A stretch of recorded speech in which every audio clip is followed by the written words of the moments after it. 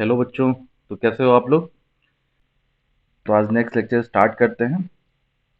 अभी तक हमने इसमें ideal voltage source, current source, यहाँ तक बेसिकली हमने देख लिया है। केवीएल केसीएल और नोड मेश एनालिसिस से यहाँ तक हमने कवर कर लिया था। और उसके बाद हमने न्यूमेरिकल सॉल्व किए थे। न्यूमेरिकल को हमने डिफरेंट डिफरेंट मेथड से सॉल्व किया था। काफ़ी हमने डिस्कस किया था डिटेल में। आप आपने वो वीडियोस देखे होंगे और आई होप आपको क्लियर हुआ होगा। इसके बाद नेटवर्क थ्योरम पे जाने से पहले मैं कुछ बेसिक पॉइंट को कवर करना चाहता हूँ। जैसे कि लास्ट वीडियो में मैंने पावर एनर्जी के बारे में बात किया था और एक बच्चे की रिक्वेस्ट आई थी सुपर मेष और सुपर नोड के लिए। तो पहले हम वो देख लेते हैं। अभी ऐसे छोटे छोटे जो कंसेप्ट हैं इसमें इन्वॉल्व, वो हम देख लेते हैं और उसके बाद जो आगे के थ्योरम्स हैं उस पर हम जाएंगे। ठीक है। तो सुपर मेष और सुपर नोड एनालिसिस क्या होती है वो देखते हैं। तो अगर मैं पहले बात करूँ सुपर मेष की बात करूँ, तो सुपर मैश एनालिसिस किस तरीके से होती है, जैसा कि मैं एक बार बताया था, बट काफ़ी डिटेल में नहीं बताया था, अभी डिटेल में बताता हूँ कि सपोज आप कोई सर्किट ऐसा लेते हैं जिसमें मान लो कोई सर्किट आपने ली जिसमें रेजिस्टेंस है, करंट सोर्स है, रेजिस्टेंस फिर से ले लो और एक कोई वोल्टेज सोर्स ले लो। ठीक है, ऐसा कोई सर्किट आपको गिवन है। अब आपको इसमें सुपर मैश एनालिसिस लगानी है।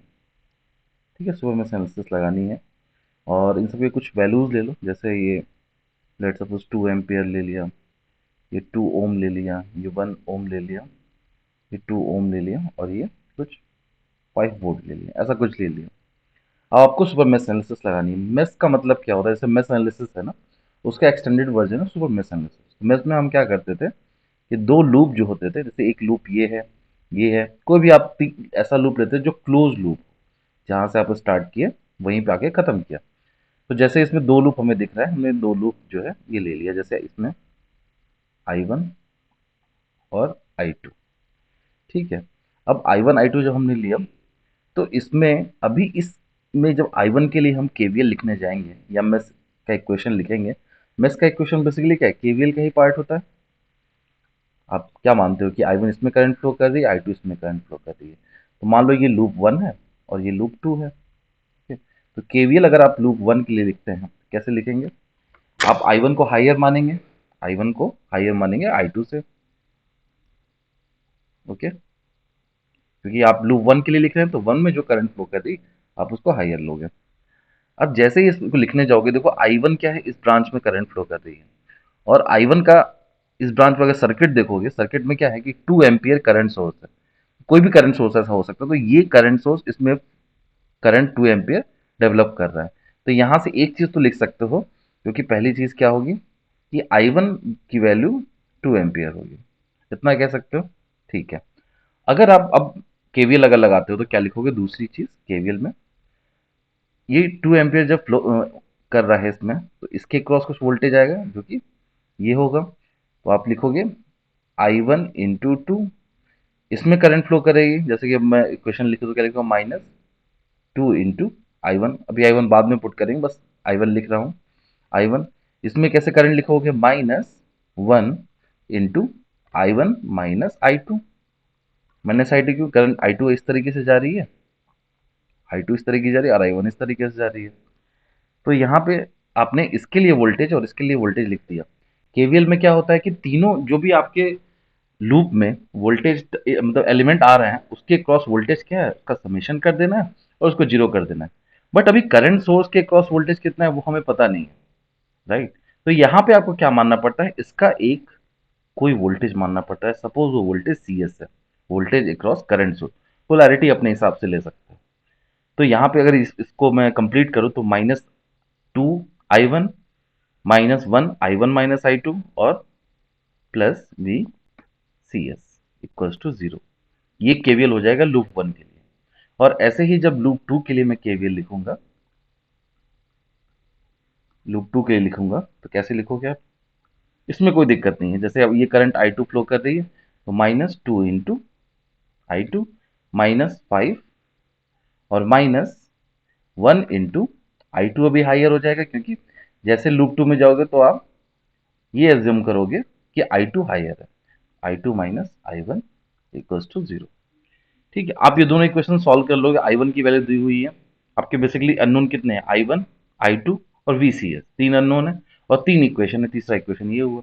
तो पहला इक्वेशन, दूसरा इक्वेशन, तीसरा इक्वेशन, इस तीनों इक्वेशन को सॉल्व कर सकते हो, आपको वैल्यू मिल जाएगी, राइट।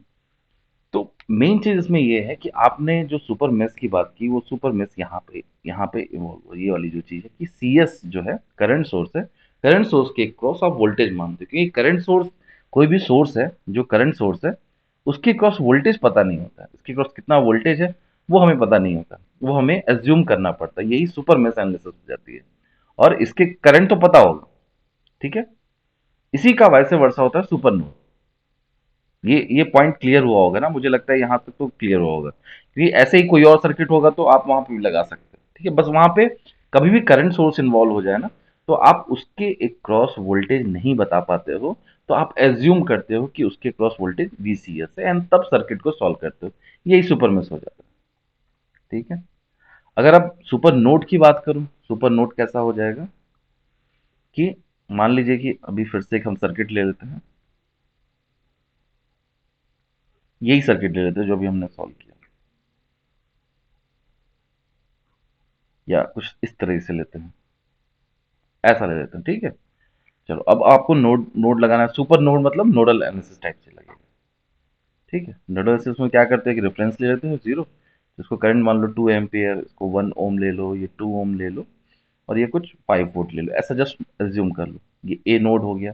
वो आपको यहाँ पे एक वोल्टेज सोर्स अज्यूम करना पड़े, एक वोल्टेज अज्यूम करना पड़ेगा जो VA होगा।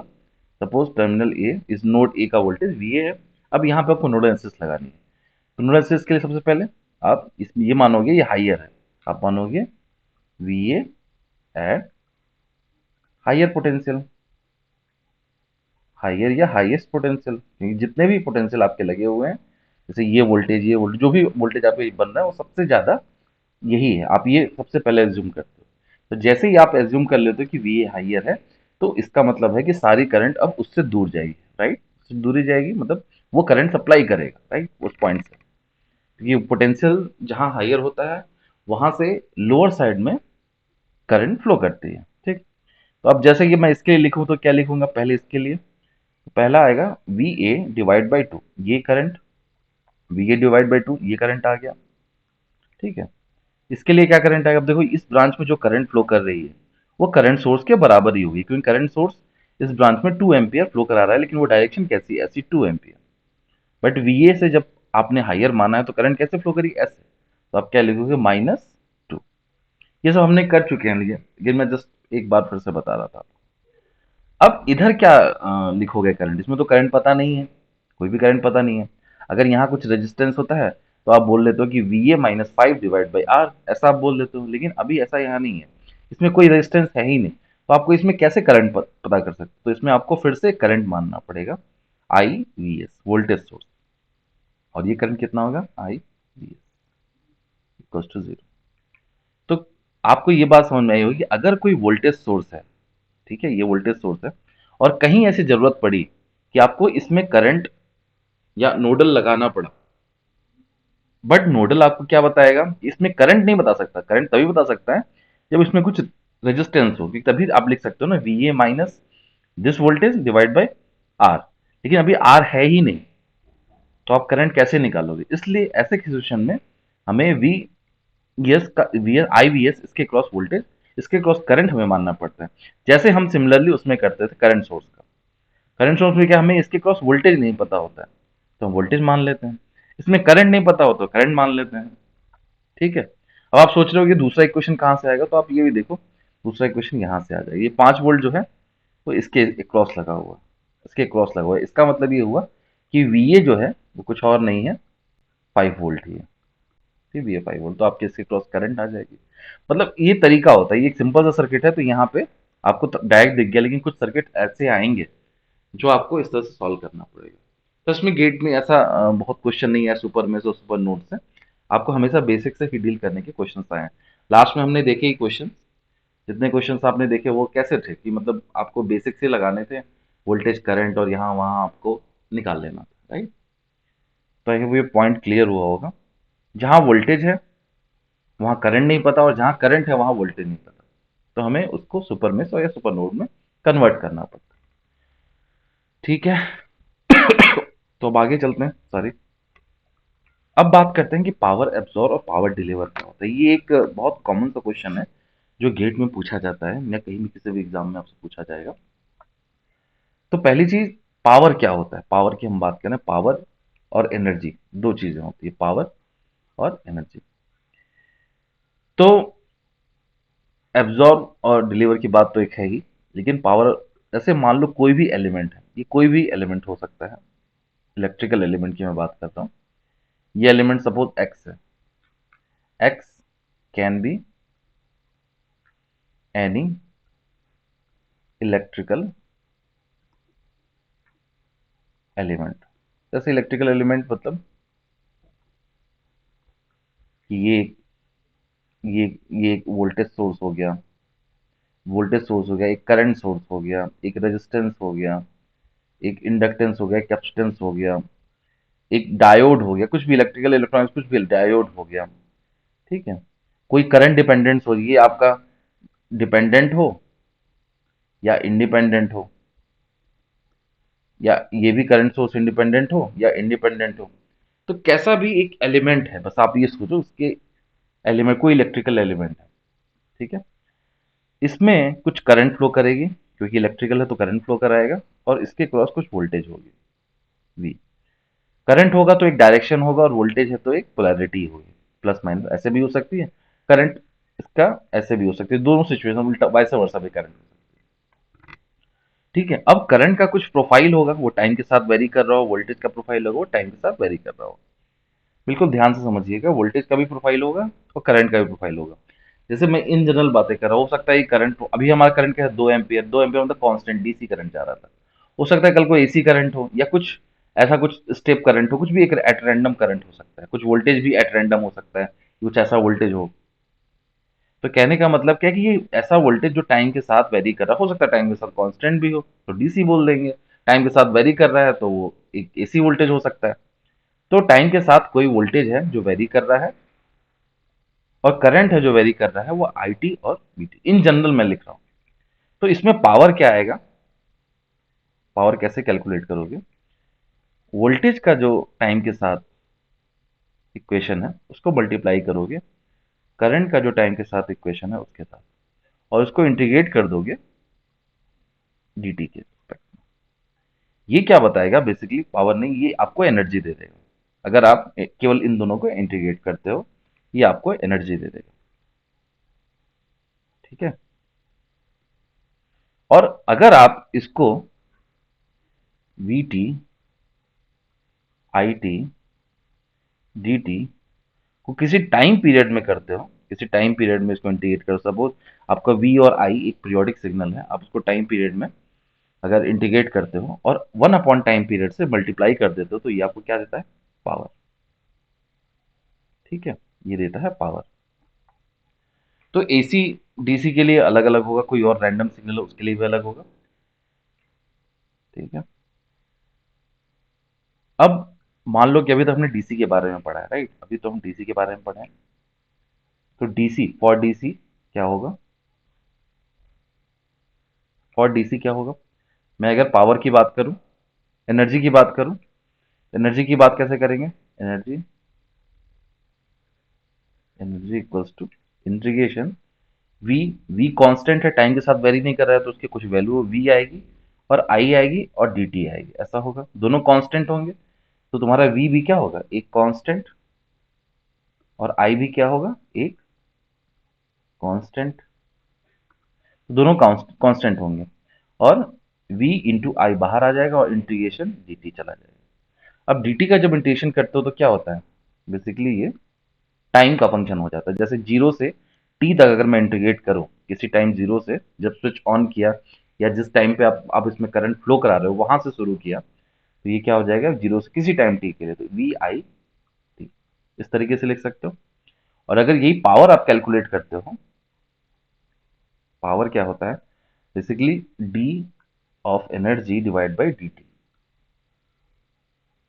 मतलब ये दोनों फॉर्मूले होते हैं, ये होता है और ये भी होता है। यहाँ पे आपको पीरियोडिक सिग्नल के लिए देखना है या नॉन पीरियोडिक और या पीरियोडिक, दोनों के लिए वैलिड होता है। तो इसका क्या आ जाएगा, v इंटू आई, क्योंकि आप इसको जब डिफ्रेंशिएट करेंगे टाइम के रिस्पेक्ट में तो टी का डिफ्रेंशिएशन 1 हो जाएगा। तो पावर क्या आ जाएगा, v इंटू आई। तो बहुत सिंपल सी बात है। अभी तक हमने डीसी के लिए डील किया है, तो डीसी के बारे में पढ़ेंगे, एसी में आएंगे तो एसी के बारे में पढ़ेंगे। ठीक है। तो पावर बेसिकली क्या आ गया, v इंटू आई, और एनर्जी क्या है, एनर्जी जस्ट टाइम से हम मल्टीप्लाई कर देंगे, राइट। ये हटा दो 2 मिनट के लिए मैं। अच्छा, v इंटू आई का मतलब क्या हुआ कि आपका वोल्टेज अक्रॉस दैट कंपोनेंट और करंट थ्रू दैट एलिमेंट। तो सपोज अगर मैं पहली चीज लेता हूं कि x को एक रेजिस्टेंस लेता हूं, x इक्वल्स टू एक रेजिस्टेंस है, ठीक है, रेजिस्टेंस रेजिस्टेंस है, तो उसका मतलब क्या हुआ, एक रेजिस्टेंस, इसमें कुछ करंट फ्लो कर रही है I कांस्टेंट, और इसके क्रॉस वोल्टेज है V। तो V की वैल्यू क्या हो जाएगी, V equals to nothing but I into R using the Ohm's law. तो पावर क्या हो जाएगा, power equals to V into I, इसका मतलब क्या है, V की value I into R, I into R, और ये I, that is I square R. ठीक है। किसी भी एलिमेंट के क्रॉस वोल्टेज इंटू आप करंट निकाल लोगे तो पावर आ जाएगा, रेजिस्टेंस के केस में ये आता है। या फिर दूसरा हम पावर क्या निकालते हैं, अगर आप इसको एक चीज और लिख सकते हो कि I is nothing but V by R, तो वहां से आप निकालोगे। तो आप क्या करोगे, आई की जगह वी रख दो, वी बाई आर रखोगे तो वी स्क्वायर बाई आर, ये वी स्क्वायर बाई आर। एक बहुत कंफ्यूजन होता है लोगों को कि ये वोल्टेज, मतलब गलती करते हैं। अभी यहाँ छोटा सा लग रहा है, लेकिन जब आप जब बड़े सर्किट में सॉल्व करते हो ना, मैंने बहुत लोगों को देखा है ये गलत करते हैं कि ये जो वोल्टेज आपने यहाँ लिखा ना, पावर, पावर इस रेजिस्टेंस में कितना एब्जॉर्ब हो रहा, वो पावर इस रेजिस्टेंस के वोल्टेज और इस रेजिस्टेंस में जो करंट है वो होता है, उसका आपको जो भी यहाँ पे यूज करना है उसमें आएगा।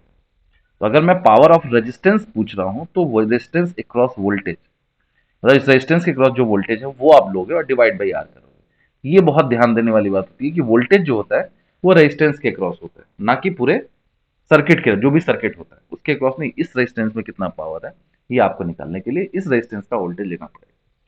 ठीक है। अब दूसरी चीज, ये पावर एब्जॉर्ब कर रहा है या पावर डिलीवर कर रहा है। तो आपको पता है कि रेजिस्टेंस एक ऐसा एलिमेंट होता है जो हमेशा पावर को एब्जॉर्ब करता है, वो कभी पावर दे नहीं सकता। और वैसे भी दूसरी चीज, एक और चीज होती है, जैसे आप वोल्टेज ऐसा जब प्लस और ये माइनस रखते हो तो करंट इस तरीके से फ्लो करता है इन रेजिस्टेंस। इसका मतलब क्या है कि जब भी, अब यहां से ये बात समझने वाली है कि जब भी इसके पॉजिटिव टर्मिनल में जब करंट एंटर करती है, when positive, when current, basically ऐसा लिख सकते हो, व्हेन, वो एक्चुअली इन जनरल रहेगा तो इसको यहां नहीं, इन जनरल में लिखो, रेजिस्टेंस के क्रॉस पावर हमेशा एब्जॉर्ब होगा, that is correct. In general में लिखेंगे, इन जनरल में आप लिख सकते हो, एक सेकेंड।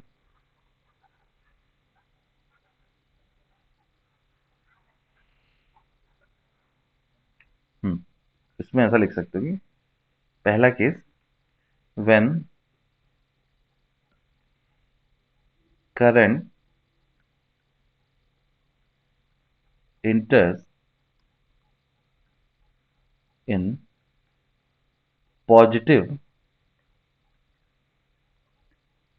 terminal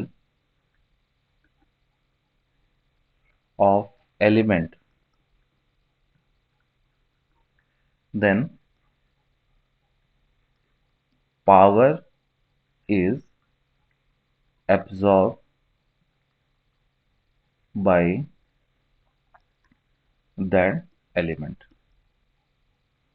का मतलब क्या है कि ये सिचुएशन, आपका जो इसके क्रॉस वोल्टेज है वो प्लस इधर है और माइनस इधर है, और इसके पॉजिटिव में करंट एंटर कर रही है।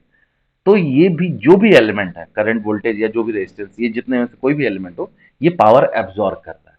ठीक है। और इसके वाइसे वर्सा होता है कि when current enters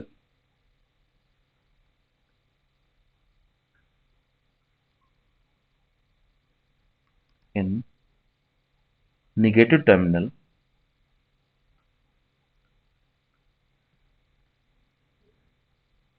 negative terminal, then ये टर्मिनल ऑफ एलिमेंट, ये पूरा लिखने की जरूरत नहीं, आप समझ रहे होगे, एलिमेंट,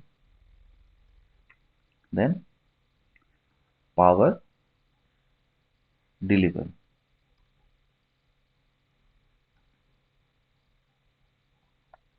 ठीक है, तो इसका सिंपल सा मतलब है कि जैसे ये केस है, इस केस में पहले वाला ये आपका केस है कि अगर आपके में ये सर्किट है, ये सर्किट ऐसा बना हुआ है, पॉजिटिव में एंटर कर रहा है, इसका मतलब ये एनर्जी एब्जॉर्ब कर रहा है, पावर एब्जॉर्ब कर रहा है, राइट। और अगर इसका अपोजिट केस हो, जैसे कि ये प्लस माइनस और ये भी हो, और इसमें से इसके नेगेटिव टर्मिनल में करंट एंटर कर रही है या पॉजिटिव टर्मिनल से निकल रही है, ये करंट है, ऐसा करंट है सिचुएशन। अभी यहाँ पे क्या हो रहा है, करंट पॉजिटिव में एंटर कर रही है और निगेटिव से निकल रही है, मतलब एक ही आप मान के चलो, पॉजिटिव में एंटर एनर्जी एब्जॉर्ब, पॉजिटिव से निकल रही एनर्जी डिलीवर। एकदम सिंपल सा फंडा है, इसमें और कुछ नहीं है। ऐसा आपको बस फाइंड आउट करना है कि कब ऐसा हो रहा है, राइट। जैसे कि अभी मैं जस्ट यहाँ से हटाता हूँ पूरे को। अब वो एलिमेंट क्या हो सकता है, जो एक्स है, एक्स कैन बी एनीथिंग ना। तो एक्स अगर आपका वोल्टेज सोर्स हो गया है,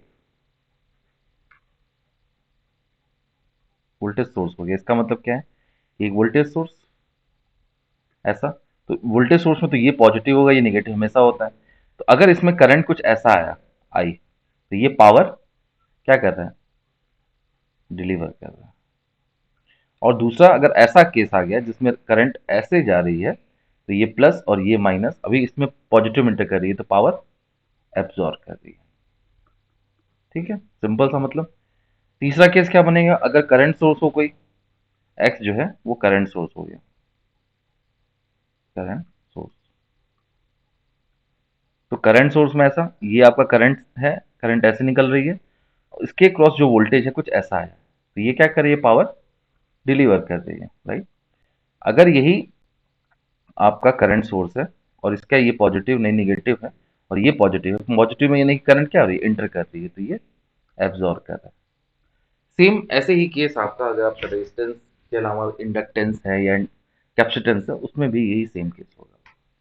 ओके, सेम आपका डिपेंडेंट सोर्स के साथ भी होगा। अगर आपके पास कोई डिपेंडेंट सोर्स है, सपोज मान लीजिए करंट ऐसे इंटर कर रही है और ये 5i है, और ये करंट इससे निकल रही है और इसके क्रॉस वोल्टेज कुछ ऐसा है, तो आप बोलोगे कि ये जो सोर्स है वो पावर डिलीवर करता है, राइट। ठीक है, अब मैं आपसे कुछ केसेस बना के यहाँ पूछता हूँ, वन, जैसे कि सपोज ये आपका वोल्टेज सोर्स है और इसमें मैं बोलूँ ये करंट ऐसे निकल रही है, करंट निकल रही है, इसकी 2 एम्पियर करंट की वैल्यू है और ये 5 वोल्ट उसका बैटरी है। तो ये कितना पावर ले रहा है या दे रहा है, ठीक। तो अगर हम एक कन्वेंशन मान लें, एक कन्वेंशन लेते हैं, अगर ये पावर एब्जॉर्ब कर रहा है तो उसको पॉजिटिव हम लेंगे, ये हमारा कन्वेंशन है, ठीक है। ऐसा नहीं है कि आपको ये हमेशा हर जगह फॉलो होगा, डिलीवर कर रहा है तो ये आ जाएगा नेगेटिव, ऐसा करना है। तो आपको पॉजिटिव या नेगेटिव पावर निकालना है इसका। ठीक है, तो अब मैं बात कर रहा हूँ दूसरा एलिमेंट। अगर आपके पास मैं एक कैपेसिटर ले लूँ और इस कैपेसिटर में इसको ये प्लस कर दूँ और ये माइनस कर दूँ, और इसमें मैं करंट की वैल्यू, इसमें जो करंट फ्लो कर रहा है ऐसा, इसकी वैल्यू -2 एम्पियर दे दूँ और ये 1 वोल्ट दे दूँ, इसमें बताना है। तीसरा है, आपके पास एक करंट सोर्स है ऐसा, और इसमें जो वोल्टेज है कुछ ऐसा है, V = 5 -5 वोल्ट, और करंट की वैल्यू जो है ये 3 एम्पियर। ओके, चौथा आपके पास है केस जिसमें एक आपके पास वोल्टेज सोर्स है, जो डिपेंडेंट वोल्टेज सोर्स है, जिसकी है वैल्यू इस तरह से, जिसकी वैल्यू 5i है, और ये किसी ब्रांच पे डिपेंड कर रहा है, और जो ब्रांच में करंट फ्लो कर रही है हम्म, तुम कॉन्स्टेंट लोगे कि करंट, अगर फिर करंट हमें देना पड़ेगा, इसको 5 ही ले लो, 5 ले लो। और इसमें जो करंट फ्लो कर रही है ऐसे, उसकी वैल्यू है -2 एम्पियर अगेन। तो बस ऐसा हम कुछ देख के जस्ट जनरल ऐसे बनाया। तो जैसे इसमें क्या है, देखो इसमें पावर क्या आ रही है, इसमें पावर क्या आएगी, पॉजिटिव से करंट निकल रही है, और पावर क्या होती है, V इंटू आई। तो पॉजिटिव से पावर, पॉजिटिव से पावर मतलब करंट निकल रही है, इसका मतलब क्या, पहली बार ये डिलीवर कर रहा है तो माइनस हो गया, और 5 और 2 10 हो गया, 10 वाट यूनिट होती है, राइट। दूसरा क्या है, ये देखो, इसके पॉजिटिव में करंट इंटर कर रही है, ठीक, करंट इंटर कर रही है, तो इसका मतलब है कि ये पावर को एब्जॉर्ब कर रहा है। लेकिन आप करंट की वैल्यू देखोगे तो ये माइनस है, तो एक्चुअल में क्या हो रहा है, करंट ऐसे डायरेक्शन तो दिया है, बट करंट इस तरीके से ये 2 एम्पियर फ्लो कर रहा है, राइट। डायरेक्शन ऐसा दिया हुआ है, लेकिन आपका -2 है। -2 का मतलब क्या, बात तो समझे कि नहीं, करंट इस डायरेक्शन में दिया हुआ है जिसकी वैल्यू है -2। इसका मतलब है एक्चुअल करंट कैसी फ्लो कर रही, ऐसी नहीं फ्लो कर रही है। करंट एक्चुअल ऐसी फ्लो कर रही है जिसकी वैल्यू 2 एम्पियर है, तो यहां पे क्या आ जाएगा, 2 वॉट, 2 इंटू 1, और पावर डिलीवर कर रहा है तो अगेन माइनस आ जाएगा, डिलीवर या एब्जॉर्ब, ये पॉजिटिव नेगेटिव आप पे डिपेंड करता है, या जैसे क्वेश्चन होगा उस पर डिपेंड करता है। अब जैसे यहां भी देखो पावर क्या आ जाएगा, V इंटू आई, तो वो तो कांस्टेंट 15 आ गया, 5 इंटू 3। बट ये पावर कैसे है, देखो वोल्टेज आपका इस पोलैरिटी से -5 दिया हुआ है, इसका मतलब क्या है कि ये ऐसे है 5 वोल्ट, क्योंकि प्लस माइनस हो जाएगा और माइनस प्लस हो जाएगा, क्योंकि -5 इस पोलैरिटी से दिया हुआ है, 5 उसकी अपोजिट पोलैरिटी से हो जाएगा। तो अभी क्या होगा, इसकी पॉजिटिव से करंट निकल रही है, तो हो गया क्या, अगेन डिलीवर कर रहा है, राइट।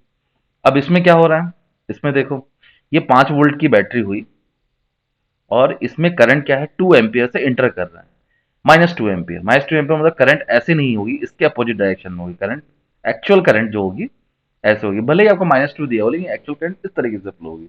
इसका मतलब क्या है, पावर जो है पहली बार 5 और 2 10 आ गया, बट इसके पॉजिटिव में इंटर कर रही है, इसका मतलब है कि ये एब्जॉर्ब कर रहा है। तो चलो पहला केस तो एब्जॉर्ब का आ गया, ठीक है, मुझे लगा कि सब सारे डिलीवर के ही ले लिया मैंने। तो इसमें अभी कोई दिक्कत नहीं होगा, आपको समझ में आएगा कि किस तरीके से ये चीजें हो रही हैं, ठीक है। तो जस्ट एक क्वेश्चन इस पे करते हैं, जस्ट ऐसे ही फ्रेम करता हूँ मैं।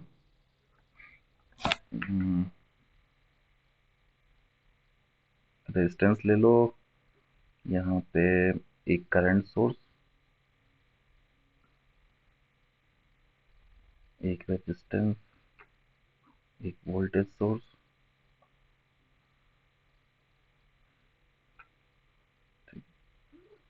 और यहाँ पे भी एक करंट सोर्स ले लो, अगेन करंट सोर्स इस तरीके से, और एक रेजिस्टेंस ले लो, चलो एक बड़ा सर्किट थोड़ा सा ले लिया इस तरीके से, और इसकी वैल्यूज दे दो, रैंडम वैल्यूज दे देते हैं, 1 ओम, 1 एम्पियर, 2 वोल्ट, 2 ओम, 3 एम्पियर, 1 ओम, ऐसा ले लिया।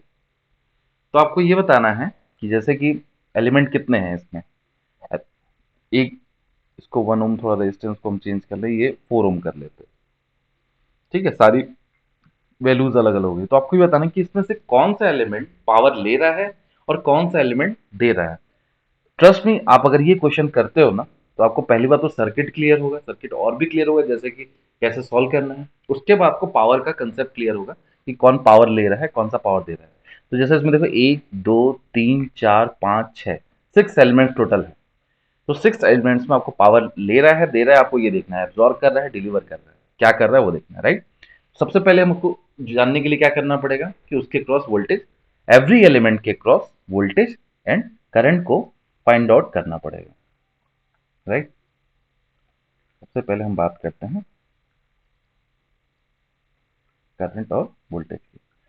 तो हमें निकालना है कि भाई कितने सारे एलिमेंट्स के क्रॉस तुम पावर निकाल दो कि पावर ले रहा है, दे रहा है, क्या क्या कर रहा है। तो जैसे कि मैं यहाँ पे ऐसा जस्ट क्वेश्चन में लिखूँ, power 1 ampere, power 3 ampere, power 2 volt, power 2 ओम, पावर 1 ओम, पावर 4 ओम, ये सब आपको निकालना है, ये सब आपको फाइंड आउट करना है कि कितना पावर कौन ले रहा है, राइट।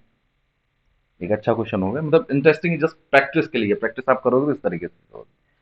तो अब इसको सॉल्व करते हैं। सॉल्व करने के लिए क्या करोगे, अगेन नोडल लगा दो। तो इस पॉइंट पर अगर मैं नोडल लगाता हूँ, इस पॉइंट का वोल्टेज मान लेता हूँ ए, तो ये वी ए हो जाएगा, और ग्राउंड मानना पड़ेगा, तो ग्राउंड यहाँ ले लेते हैं। सो राइट द इक्वेशन। ओके, सबसे पहले इसके लिए लिखेंगे, तो करंट अब इधर जा रही थी, हायर मानेंगे तो करंट इधर, तो हम क्या सबसे पहले लिखेंगे, तो -1, -1 लिखेंगे ना यहाँ पे, क्योंकि ये करंट इस तरह से जा रही है, प्लस वी ए माइनस 2/2 इस ब्रांच के लिए, प्लस 3 एम्पियर इसके लिए, और प्लस 3 एम्पियर मत लिखो, एम्पियर लिखने की जरूरत नहीं, कि 3 लिखो, plus V A -1, V A -1 नहीं, V A divide by 1 equal to 0। Solve कर लो तो 3, ये आ गया आपका वी ए बाई 2, और V A that is 3 VA/2, और -1 प्लस 3 इक्वल्स टू 0। सो ये वैल्यू आ गई 2, और ये -1, राइट। -2 है और ये तुम्हारा 3 है ना, तो ये +1 हो गया, इधर गया तो -1। तो 3 VA/2 equals to 0। So VA is nothing but -2 divide by 3।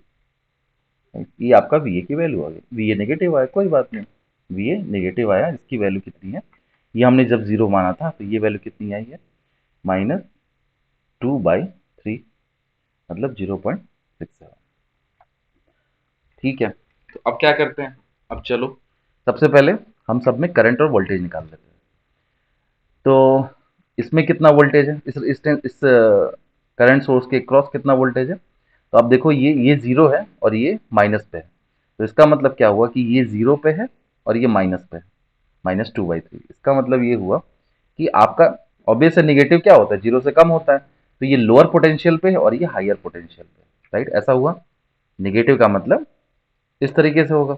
और इसकी वोल्टेज की वैल्यू कितनी है, इसके क्रॉस जो वोल्टेज है वो है 2/3। तो ये बताओ जो P3A आया, P3A, 3 एम्पियर जो पावर है वो क्या कर रहा है, 3 एम्पियर क्रॉस वोल्टेज है, और करंट आपको पता है क्या, यस पता है। करंट कितना है, 3 एम्पियर, पहले वोल्टेज लिखा है तो वोल्टेज लिख लो, वोल्टेज कितना है 2/3, और करंट कितना है 3, ये कट गया, 2 वॉट आ गया, पावर क्यों 2 वॉट।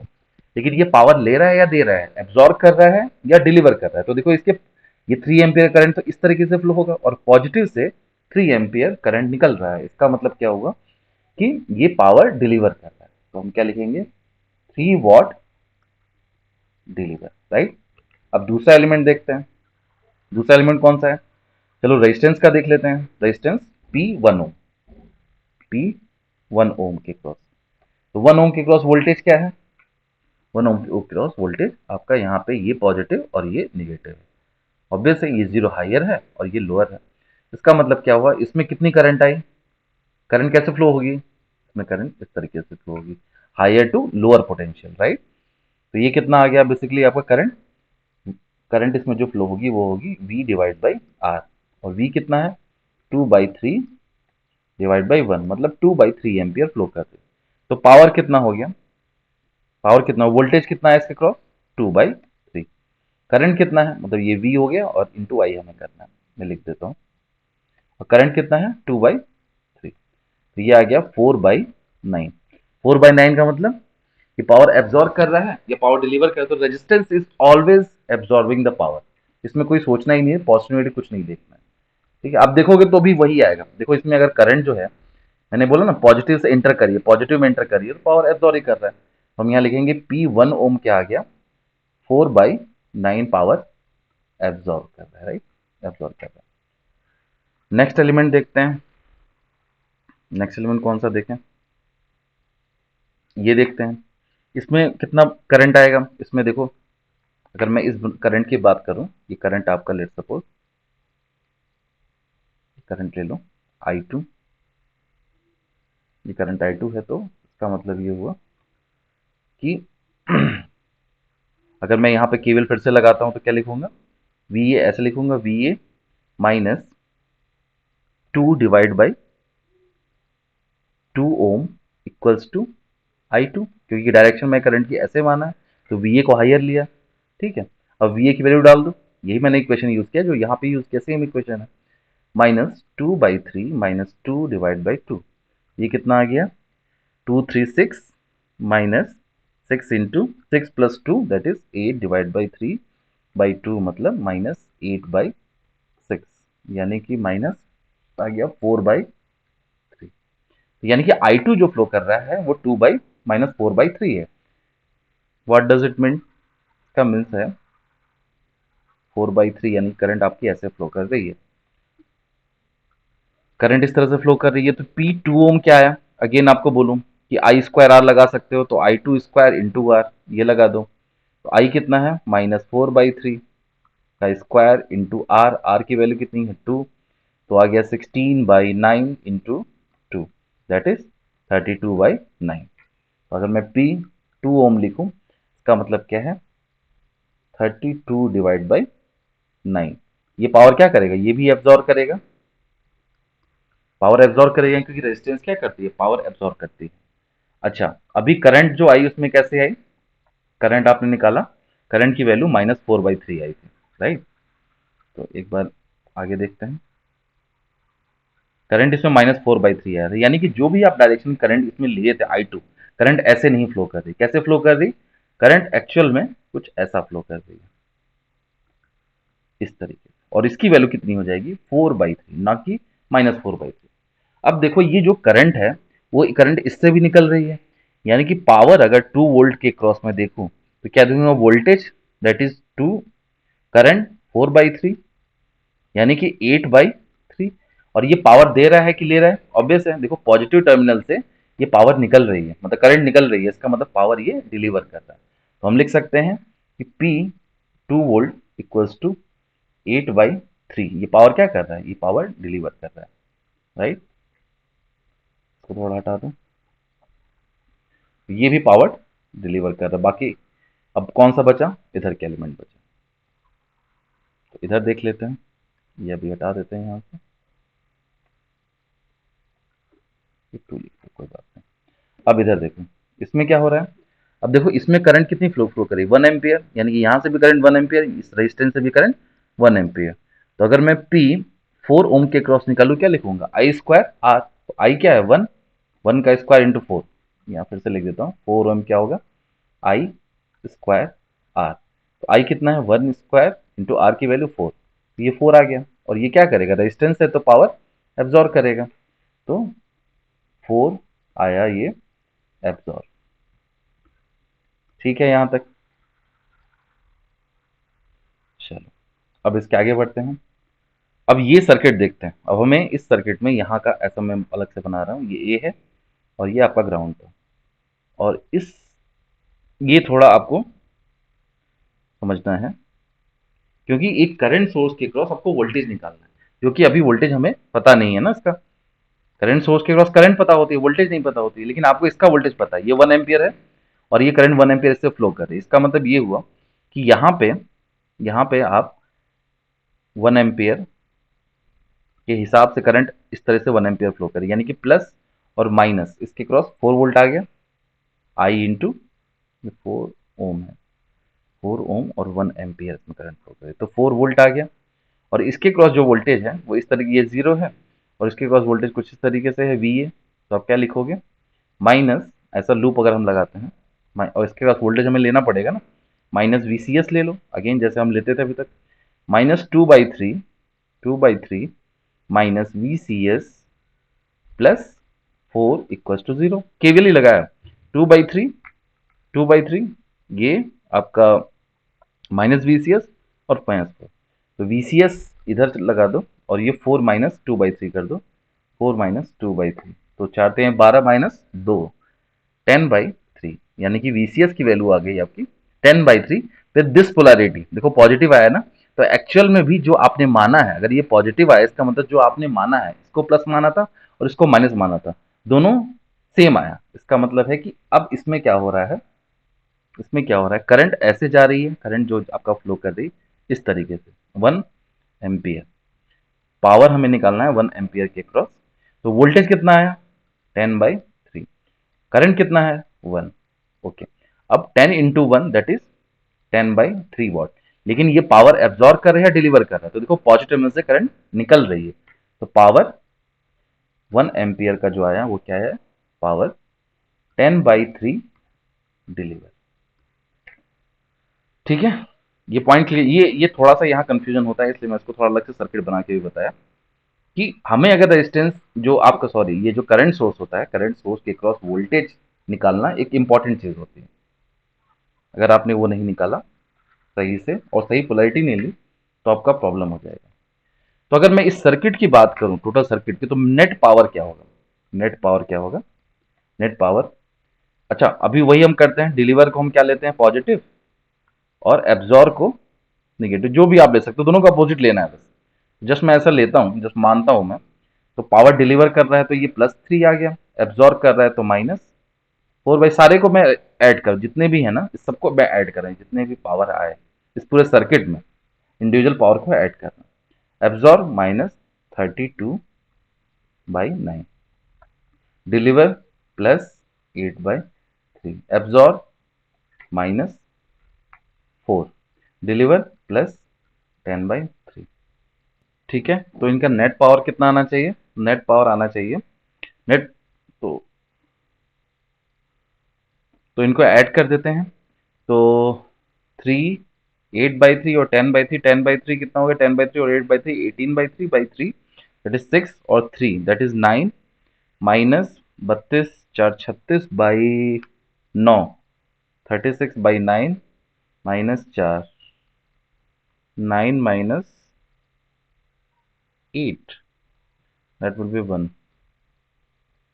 ठीक है, तो 1 आ रहा है, तो ये चीज हमने कहीं इसमें गलत किया कि पावर नेट, किसी भी सर्किट में नेट पावर हमेशा 0 आनी चाहिए, कहीं कुछ मिस्टेक है।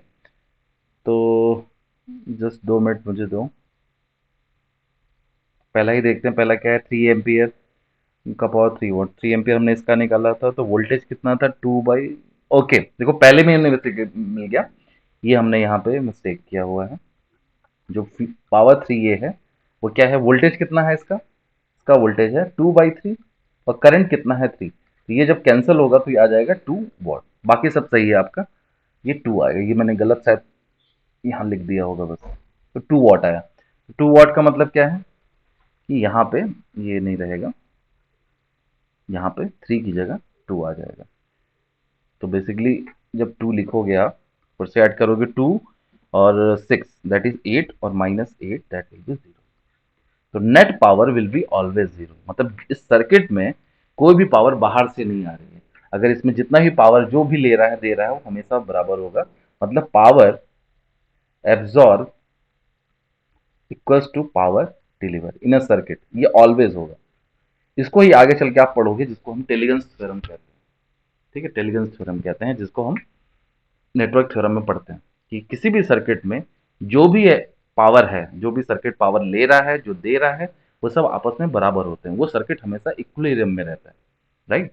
तो पी जो भी आपका एब्जॉर्ब है डिलीवर के बराबर होगा, ये बस यहाँ पे हमने इसको बस उतारने में गलती की होगी, 2/3 इंटू 3, 3 और 3 कैंसिल होगा तो 2 वॉट ही बचेगा, बाकी सारा सही है। ठीक है, तो आई होप आपको ये पॉइंट क्लियर होगा कि पावर एब्जॉर्ब और पावर डिलीवर किसको क्या बोल रहे हैं। ठीक है, ओके, इसमें जस्ट एक और चीज थोड़ा आगे बढ़ाते हैं आपको, जैसे मान लो कि आपके पास कोई कोई और सर्किट लेते हैं, लाइक साइड से, मेरे पास कुछ सर्किट है क्या, पहले ये एक सेकंड मैं कल देखें तो, जैसे ये क्वेश्चन, ये क्वेश्चन ये क्वेश्चन 2017 में आया हुआ गेट का ही क्वेश्चन है, जिसमें मेरे पास ये पढ़ा था, तो मैं दिखाता हूँ आपको कि power supplied by the 25 volt voltage source in the Son figure, what में आपको बताना है कितना आएगा पावर। अब इसको हम सॉल्व करते हैं, तो 25 वोल्ट कितना पावर दे रहा है आपको यहाँ पे ये सॉल्व करके बताना है, तो उसके लिए मैं सर्किट को सॉल्व करना पड़ेगा, सर्किट को सॉल्व करने के लिए क्या हमको अगर इसके क्रॉस पावर चाहिए, तो चलो भाई पावर के लिए हम क्या करते हैं, 25 तो पता है, और इंटू बस करंट इसका निकालना आई तो पता चल जाएगा, और साथ ही साथ यहाँ पे लिखा है पावर सप्लाइड बाय दिस, तो आपको ये बताना है पावर सप्लाइड बाई, यानी कि ये जो है इसका करंट ऐसा आई जो है वो पॉजिटिव होना चाहिए। अगर वो पॉजिटिव है तो यहाँ पॉजिटिव आंसर आएगा, वरना नेगेटिव है। सॉल्व करते हैं, आपको पता चलेगा अभी। ठीक है, सबसे पहले हमको ये करंट की वैल्यू निकालनी पड़ेगी, क्योंकि हमको V इंटू आई तो करना ही है ना पावर के लिए। इसके क्रॉस निकालना है तो करंट ये निकालना पड़ेगा। अब सर्किट सॉल्व करो। तो सर्किट सॉल्व करने के लिए देखो, करंट यहाँ से आई आ रहा है और यहाँ से 0.4 आई, राइट। अब इस पॉइंट पे क्या करो, केसीएल लगा दो। तो आई प्लस, हम ऐसा लिखते हैं आई प्लस 0.4, केसीएल जब हमने लगाया तो 0.4 I must be equals to this total current, that is 14 ampere. 1.4 I equals to 14, simple हो गया। तो आई कितना आ गया, 10 एम्पियर। कोई यहाँ तक दिक्कत नहीं है, यानी कि आई की वैल्यू तो तुरंत पता चल गई, 10 एम्पियर। और 10 एम्पियर जब इससे फ्लो कर रहा है, 10 एम्पियर जब इससे फ्लो कर रहा है, इसका मतलब power deliver by 25 volt source, by 25 volt source equals to 25 into 10, that is 250 watt, right. इसका आंसर आ जाएगा 250। ठीक है, यहाँ पे आपका गेट का क्वेश्चन खत्म होता है। बट एक गेट का क्वेश्चन अच्छा है, तो हम थोड़ा और आगे इसको बढ़ाते हैं। क्या करते हैं, हम सबका पावर निकाल लेते हैं, जस्ट प्रैक्टिस के लिए फिर से। तो कैसे निकालेंगे वो देखते हैं। तो इसको थोड़ा और बड़ा कर लेते हैं। ठीक है, हाँ। जैसे कि हमने करंट निकाल लिया, वापस करंट को तुरंत निकालेंगे, ये 10 एम्पियर हो गया। अब आपको पता है कि P जो है 25 वोल्ट वाला जो था वो कितना दिया, 250 वॉट। 250 वॉट आ गया। और ये क्या है, ये डिलीवर आया। अब रेजिस्टेंस की बात करें, ये रेजिस्टेंस कितना है। अब भाई रेजिस्टेंस तो दिया नहीं है, R1 है, लेकिन वोल्टेज दिया है 17 वोल्ट। इसका मतलब हुआ कि अगर मैं current I equals to V by R, ये होता है। तो करंट हमको पता है 10, वोल्टेज जो है वो 17 वोल्ट दिया है, और डिवाइड बाई आपका R1 आ जाएगा। तो R1 की वैल्यू कितनी आ जाएगी यहाँ पर से, 1.7। ठीक है, तो अगर मैं इसके पावर निकालूं, power in R1 equals to current का स्क्वायर इंटू आर। तो करंट कितना है, 10 का स्क्वायर इंटू रेजिस्टेंस 1.7, तो 100 इंटू 1.7, दैट इज 170 वॉट। और ये क्या होगा, पावर एब्जॉर्ब होगा। तो मैं पावर R1 की बात करूं तो 170 वॉट एब्जॉर्ब, ऐसे लिख सकते हैं। ठीक है, ये पावर एब्जॉर्ब होगा। अब आगे चलते हैं। अब बताओ R2 की वैल्यू कितनी होगी। अब R2 की वैल्यू, अब R2 भी नहीं पता, 14 एम्पियर दे दिया है। तो R2 के क्रॉस हम वोल्टेज निकालना, तो हमारा काम हो जाएगा।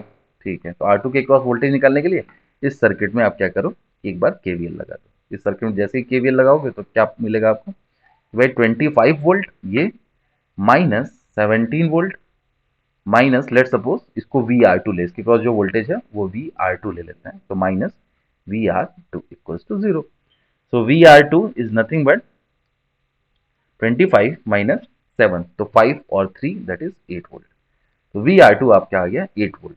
तो रेजिस्टेंस कितना आ जाएगा, R2 must be equals to V by I, voltage cross resistance divide by current. ये करंट कितनी है, बेसिकली आई डैश होगा जो 14 एम्पियर है, और 8 डिवाइड बाई 14। ठीक है, ये रेजिस्टेंस की वैल्यू आ गई 8 डिवाइड बाई 14 ओम। इसके हिसाब से अगर पावर इन R2 में निकालने जाऊं तो क्या लिखूंगा, I dash square into R2।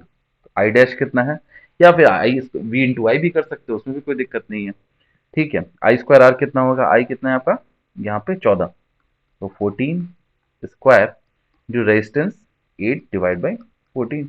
एक 14 एक 14 से कट गया, सही है ना, 14 स्क्वायर इंटू आर। ठीक है, 14 इंटू 8।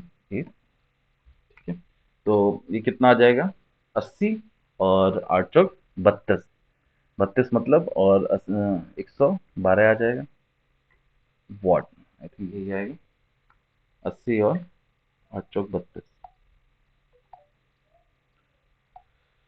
ठीक है, तो यहां तक आपको क्लियर हुआ होगा कि रेजिस्टेंस के क्रॉस पावर जो हमने निकाला PR2 बेसिकली कितना आ गया, 112 वॉट।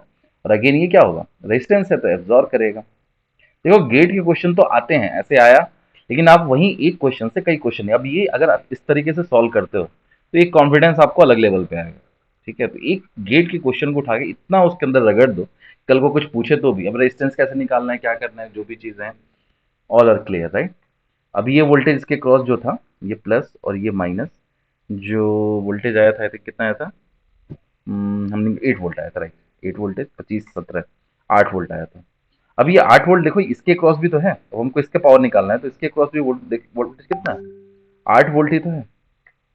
तो हम क्या करेंगे, अब ये देखेंगे कि ये पॉजिटिव आ रहा है नेगेटिव, इसका करंट की वैल्यू कितनी है नहीं पता है, आई की वैल्यू कितनी है 10, 10 एम्पियर आया था, तो यानी कि यहाँ इसकी वैल्यू हो गई 0.4 इंटू आई, मतलब 0.4 इंटू 10 इक्वल्स टू 4 एम्पियर। और करंट इस तरह से निकल रही है, तो पावर जो है करंट सोर्स में 0.4 आई में जो पावर आ रही है, करंट से निकल रही है पॉजिटिव से, मतलब ये क्या पावर कर रहा है, डिलीवर कर रहा है कितना, 4 इंटू 8, मतलब 32, 8 चौक 32, ये क्या कर रहा है, डिलीवर कर रहा है, राइट। ये पावर डिलीवर कर दी, बस। अब आप यहाँ पे पावर बैलेंस देखो, हमेशा आपका क्या होना चाहिए, पी एब्जॉर्ब और पी डिलीवर बराबर होना चाहिए। तो पी ऑब्जॉर्व कितना है, 170 और 112, तो कितना हो गया, एक 282, 282 हो गया। और 250 और 32 कितना हो गया, 282। तो ये पावर एब्जॉर्व हो, तो जो भी आपने किया वो सही है। ऐसा नहीं कि हर बार आपको चेक करना है कि कैसे किया, लेकिन कल को इसमें क्वेश्चन से पूछता है कि ये कितना पावर दे रहा है, ये कितना पावर दे रहा है, ये ले रहा है कि नहीं ले रहा है, क्या कर रहा है, तो वो आपको क्लियर समझ में आना चाहिए। अभी जैसे इसी इसी में क्वेश्चन, आपको सेम क्वेश्चन होता, बस एक क्वेश्चन इसमें यहाँ ये पॉइंट चेंज किया होता है कि पावर सप्लाइड नहीं लिखता यहाँ पे, यहाँ लिखता power absorb by the 25 volt source in the figure zone. जैसा आपको पता है कि पावर डिलीवर आया है हमारा 25 से, वो आया है 250। तो अगर पावर एब्जॉर्ब निकालना हुआ, पावर एब्जॉर्ब 25 से, तो आप क्या लिखोगे, -250, ठीक है। कई बार क्वेश्चन ऐसा देता है कि आपको थोड़ा घुमा के भी देगा कि पावर एब्जॉर्ब बताओ, पावर सप्लाई ही कर रहा है एक्चुअल में, लेकिन एब्जॉर्ब बताओ, तो उस समय इसमें आपको आंसर -250 लिखना पड़ेगा, ना कि 250। 250 लिखो तो गलत हो जाएगा। ये ध्यान रखना कि कब हमको प्लस लिखना है, कब हमको माइनस लिखना है, ठीक है। तो आई होप अभी सारे पॉइंट क्लियर होंगे। तो पावर एनर्जी का हमने देखा, सुपर नोड सुपर मेष भी थोड़ा देखा, लेकिन क्वेश्चंस को लगाने का तरीका कैसे है, कैसा समझना है, वो आपको अच्छे से अपने दिमाग में बैठाना है, क्योंकि यही प्रैक्टिस आपको एक एक अलग लेवल पे ले जाएगी। जितना आप प्रैक्टिस करोगे, जितना आप समझोगे कि मैं कैसे सॉल्व कर रहा हूँ, और ये खुद से जाके तब जब तक नहीं सॉल्व करोगे तो चीज़ें नहीं होंगी। तो खुद से भी सॉल्व करो, जहाँ फंस रहा है वो मुझसे पूछो, बिल्कुल बताएंगे। और टेलीग्राम ग्रुप मैंने ग्रुप पे डाल ही दिया है, मतलब वो लिंक में डाल ही दिया है, तुम उसको ज्वाइन करो, वहाँ पे भी चीज़ों को पूछ सकते हो, ठीक है। तो चलो मिलते हैं फिर नेक्स्ट लेक्चर में, तब तक के लिए बाय।